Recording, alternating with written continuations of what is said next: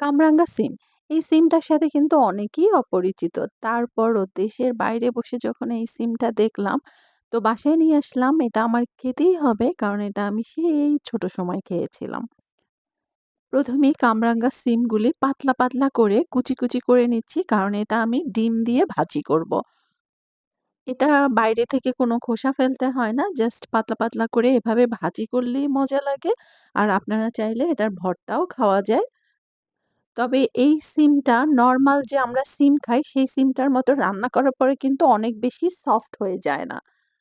তাই একটু বেশি পাতলা, পাতলা করেই স্লাইস গুলা কেটে নিতে হয়। তবে আমার কাছে এই সিমটা বেশ মজা লাগে গরম, গরম ভাতের সাথে। আপনারা ইজিলি এই সিমটা চাইনিজ যেকোনো দোকানে বা বাংলাদেশি দোকানে, ইন্ডিয়ান গ্রোসারি স্টোরে পাবেন। এরপরে একটা প্যানে অল্প পরিমাণে তেল দিয়ে একটু বেশি পরিমাণে পেঁয়াজ কুচি দিয়ে নিচ্ছি। পেঁয়াজটা হালকা ভেজে নিচ্ছি। হালকা ভাজা হলে এর মধ্যে কাঁচামরিচ দিয়ে দিব স্বাদমতো। অল্প সামান্য পরিমাণে পানি দিয়ে দিচ্ছি যেন পুড়ে না যায়। এরপরে 1/2 টি স্পুন পরিমাণে হলুদের গুঁড়া, 1/2 টি স্পুন পরিমাণে ধনে গুঁড়া, 1/2 টি স্পুন পরিমাণে জিরা গুঁড়া, 1/2 টি স্পুন পরিমাণে লবণ দিয়ে ভালো করে মসলাটা কষিয়ে নিব। মসলাটা কষানো হলে এরপরে পর্যাপ্ত পরিমাণে পানি দিয়ে দিব। এই সিমটা সিদ্ধ হতে কিন্তু একটু টাইম লাগে।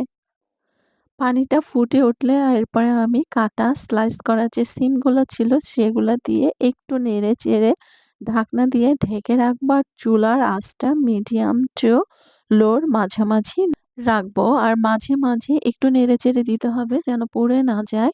আর এই সিমটা আসলে মোস্টলি অনেক বেশি যে সফট হয় তা না, একটু শক্ত, শক্তই থাকে।